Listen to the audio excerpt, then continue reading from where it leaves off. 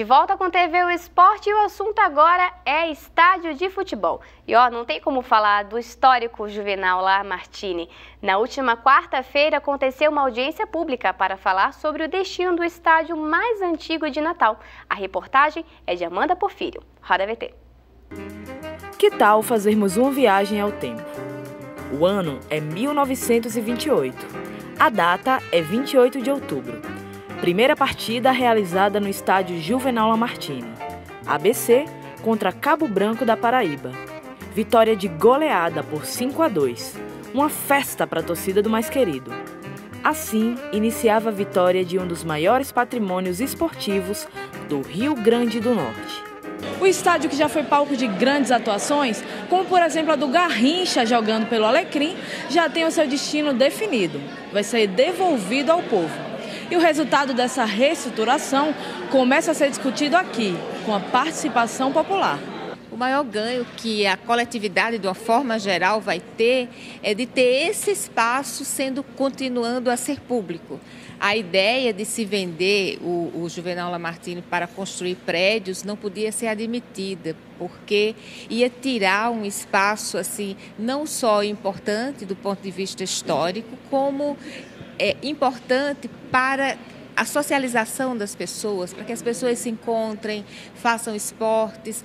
Depois de quase 100 anos sendo administrado pela Federação Norte Rio-Grandense de Futebol, o estádio é devolvido ao governo do estado.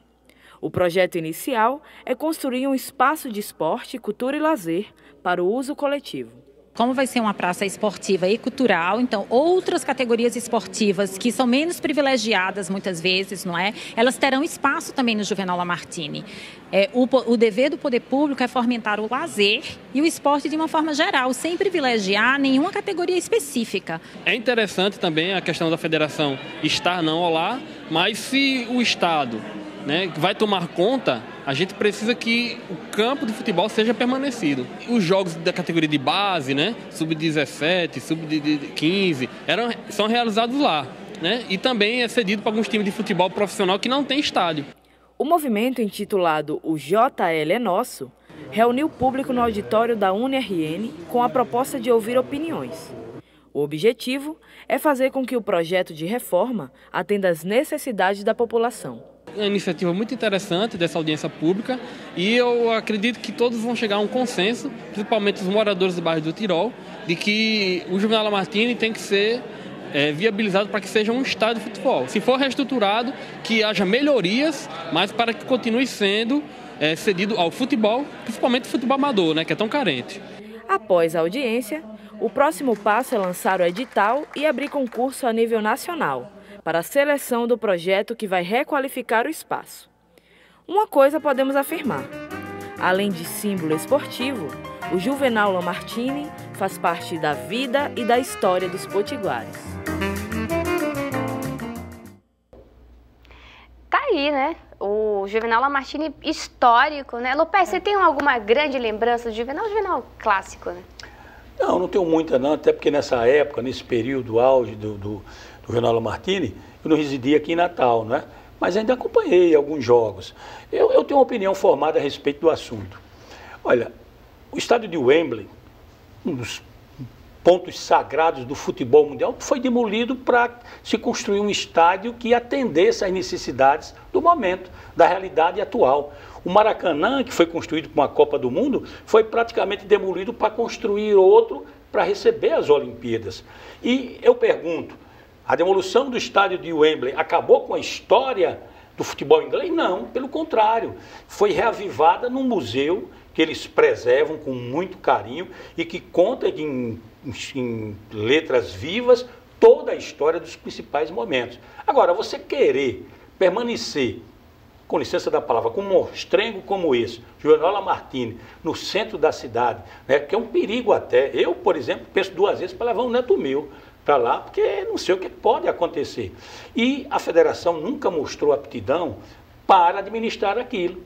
Agora, depois que o governo toma a iniciativa, o que eu torço, o que eu espero é que o projeto contemplado possa trazer a história, o museu, possa permanecer com com um espaço para a utilização do futebol das categorias menores, enfim, que possa trazer ganhos para a população. Joanóla Martini, do jeito que está, é inviável, é um nato morto, é coisa que já passou e que faz parte da história. O que me preocupa, na verdade, é o seguinte: primeiro, com a definição do projeto, depois, quem é que garante que na hora que passar para o governo do estado, ele vai ter a manutenção de vida? Porque nós temos exemplos aqui, por exemplo, em Caicó, nós temos o estádio Marizão, que é de propriedade do governo do estado. Está caindo, está caindo. Então, minha preocupação é essa, certo? Minha preocupação é essa. Joanóla Martini, do jeito que está, serve? Não.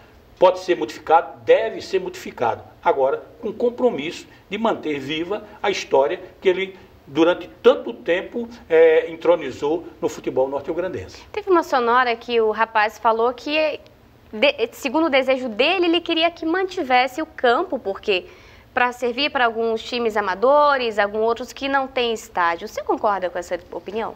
Olha, essa questão é mais complexa, né? Você manter um estádio nas condições que está o JL para servir durante 2 meses a um campeonato de base, quer dizer, é complicado, é muito complicado. Eu acho que, no caso, a federação, que é a mantenedora do futebol norte-riograndense, já deveria ter criado um mecanismo, já que de renda, de dinheiro eles dispõem, para construir um espaço novo para abrigar essas divisões amadoras do futebol norte-riograndense. Mas ainda falando do Juvenal, já que estão querendo fazer essa proposta, você acredita, Lupécio, que feitas as modificações e tudo, você acha que ainda assim vai ser um ponto positivo para o futebol potiguar? Você acha que ainda com essas modificações e tendo, enfim, servindo de base para os clubes pequenos, haja uma diferença no futebol potiguar? Vai servir de ponto de diferença? Eu acho que o Joanóla Martini já deu o que tinha que dar.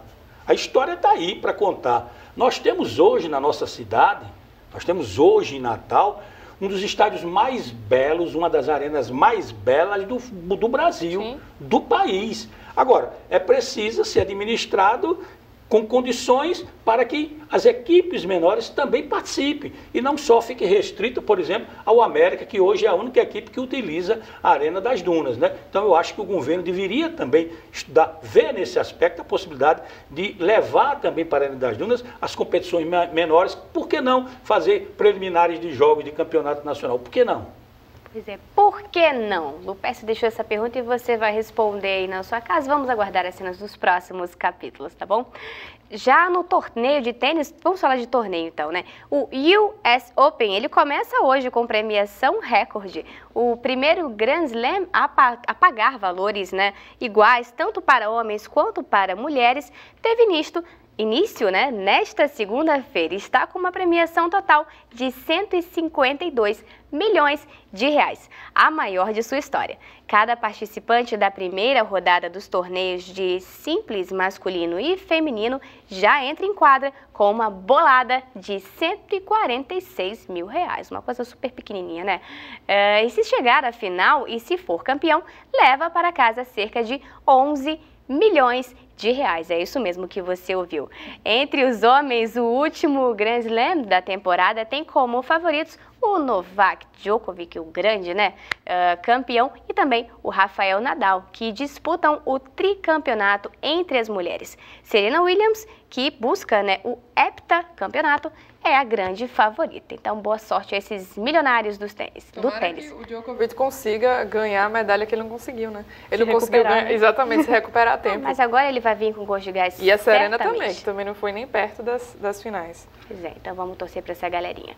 Falando em favoritos, com um gol e 2 assistências, a Marta garantiu o título Rosengard, lá na Suécia. Uma semana após perder a medalha de bronze nas Olimpíadas, a rainha Marta voltou aos campos e conquistou a Copa da Suécia pelo Rosengard.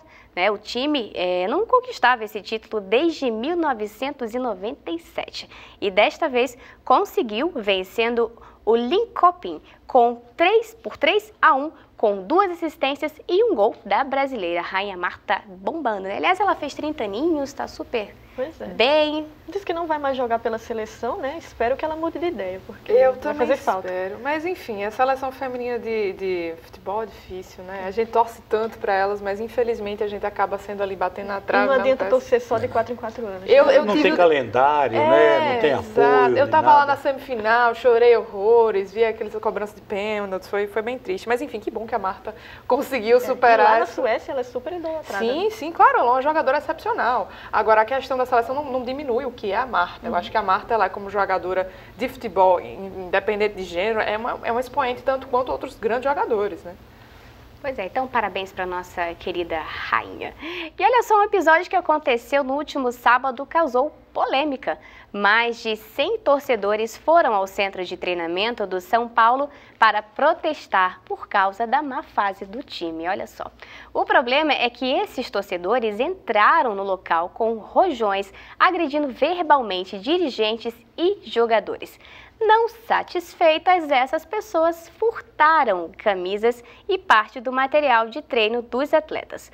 Ontem, o São Paulo empatou em 0-0 com o Coritiba. Ou seja, parece que a violência da torcida, né, não ajudou muito a motivar o time. Bom, e aí, meninos, né? Que bom, menino. Meninos, como vocês veem essa avaliação, essa situação das torcidas atualmente? Eu acho que, nesse caso aí de São Paulo, não ajudou e nem tem que ajudar. Eu acho que o torcedor não pode ir no local de trabalho do jogador cobrar dessa forma, né, com violência. Mas os dirigentes do São Paulo, né, eles já meio que intuíam que isso ia acontecer, né? Porque o pessoal organiza essas coisas pela internet e tudo mais. E aí deixaram os jogadores lá sem segurança, né? Um local privado e não tinha segurança. E os jogadores é que tiveram que pagar esse pato aí, né? Aliás, um pato não, foi uma vaca gorda. Infelizmente, esse é o retrato do futebol brasileiro, que você vê. Né? Em canto nenhum do mundo civilizado, no futebol da Europa, você vê essas coisas acontecerem. E tudo isso, culpa dos próprios dirigentes, que financiam as torcidas organizadas. Por exemplo, existem situações, eu estive recentemente, no ano passado, em Buenos Aires, e fiz uma visita aos clubes, e a história da torcida do Boca é um negócio impressionante.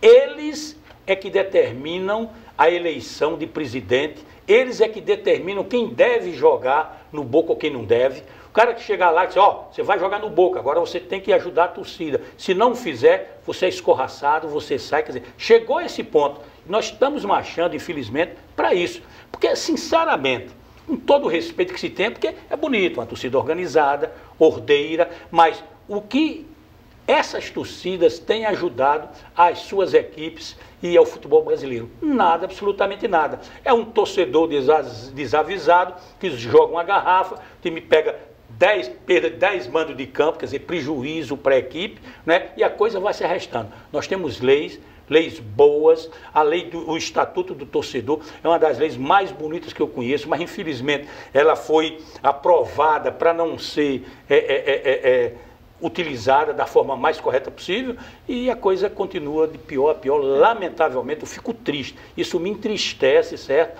E é por isso que o torcedor está abandonando o campo. Você não vê mais. Difícil ser a família em campo, o cara aí com a esposa, com a namorada, com a noiva, com a criança. Um negócio desse, isso é um absurdo. Isso é vandalismo. Enquanto encararem como uma coisa que não tem nada a ver. O presidente do São Paulo deu entrevista dizendo que não foi nada demais, foi só uns tapinhas, uns empurrões. E sinceramente, eu acho que a imprensa que eu faço parte também tem certa culpa, porque dá o valor que não merece a esse tipo de ação, certo? Quer dizer, leva para o programa para discutir, aí está lá o chefe de torcida, a gente tinha que fazer cobrança. Você já pensou, se de repente não gostarem mais de sua apresentação, invadirem aqui o estúdio e dizer, olha, não estou gostando disso, para toda a programação. Você já pensou um negócio desse? Eu vou fazer igual o locutor lá, aqui não, Nenê, aqui não. Quer dizer, ambiente de trabalho, é um absurdo, tem que ser respeitado. Tem que ser respeitado, gente. Vamos fazer uma grande festa nos estádios, né? Torcida, que vai para brigar, para que tá feio, tá bom? E o TV O Esporte tem mais uma novidade, agora vamos falar de coisa boa, tá bom? Nas últimas semanas você acompanhou o quadro Eu na Olimpíada, mas a festa no Rio não parou por aí não, e a Paralimpíada está chegando. A partir de agora você vai ficar por dentro do que rola no evento, a partir do ponto de vista dos atletas. Começamos hoje com o judoca Arthur Silva. Roda VT.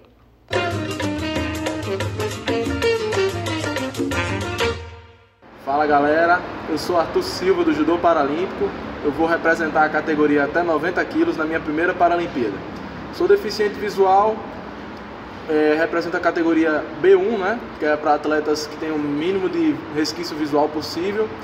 E dia 4 nós iremos de fato para o Rio, ainda estamos na fase de aclimatação aqui em São Paulo, né? E dia 10 eu vou estar, se Deus quiser, representando nosso estado, nosso país da melhor forma possível. A cada dia que nós passamos aqui nesse hotel, nessa fase de concentração ainda para os jogos, o nosso sentimento de responsabilidade e alegria só aumentam, né? São várias atividades ao longo do dia, nós temos 2 treinos por dia, de segunda a sábado, e entre esses treinos ainda temos outras atividades como visitas a nutricionistas, fisioterapeutas, né, para tratar as lesões, e psicólogas também para deixar a cabeça 100% para a gente fazer o melhor papel possível lá no dia 10, que é a minha luta. Mas a abertura dos jogos é dia 7 de setembro e o judô começa a lutar no dia 8. Dia 9 e 10 ainda tem judô, então, por favor, façam o favor de acompanhar a gente nas Paralimpíadas. Tá aí, Arthur, você pediu, a gente vai obedecer. Vamos ficar aqui, ó, dando muita força para você nas competições, tá ok? E vamos a mais um intervalo. Eu tenho certeza que você tá gostando do programa, né? Então faz o seguinte, vai lá na nossa fanpage do Facebook, TV O Esporte, deixa seu recadinho. Não sai daí, a gente volta já.